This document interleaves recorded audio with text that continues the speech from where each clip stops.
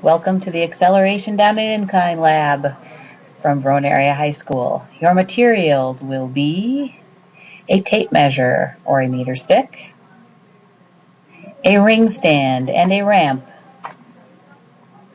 You'll set up the ring stand and the ramp at a small incline. You may find masking tape helpful as well. Here we've got some students running the ball down the incline. They're making some mistakes. They need to put the book at the very end of the ramp, because they're going to measure the time it takes the ball to travel 10 centimeters down to the end of the ramp. They've got the leading edge of the ball starting at 10 centimeters away from the ramp, and they're going to stop the stopwatch when the ball hits the book.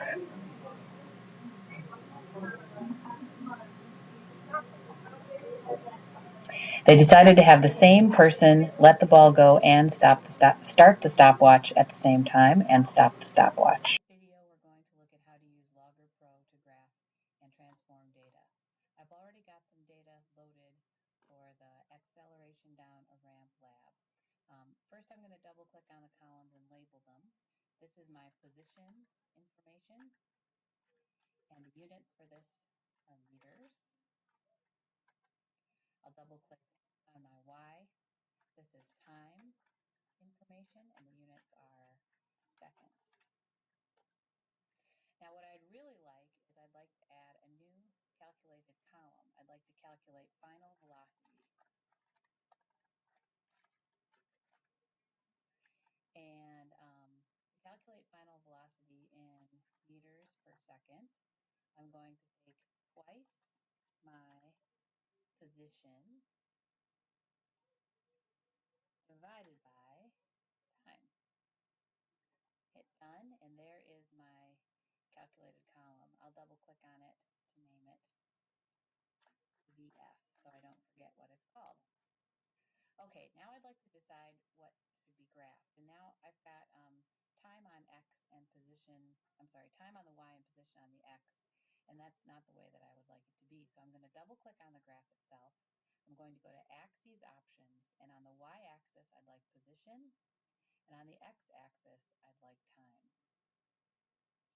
I'll go back over to Graph Options, and I will title this a position versus time for a ball rolling down a ramp so I can remember what the lab was all about. I want the point protectors on and the connect points feature off. And then I'll hit Axes Options one more time, and I want to auto scale this from 0. Now I'll hit done. Okay, now this graph has the elements that we need.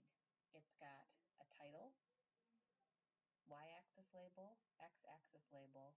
I can clearly see all of the points, and there are no connecting lines between the points. My last step is to do an analysis. I'd like to do a curve fit, and for this lab, it says that I should do a power regression. So I hit curve fit, power regression, try fit, OK, and there's my power regression. Now let's suppose that I'd like to change this graph and I'd like to do a velocity time graph. I'll double click on the graph again. I'll go to Axes Options, and on the Y-axis, I'll choose final velocity and turn off the position. Now I can see my velocity time graph. I'd have to change my title, of course, to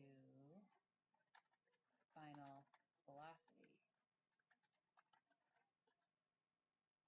And now I'm supposed to do a linear fit, and there's my linear fit.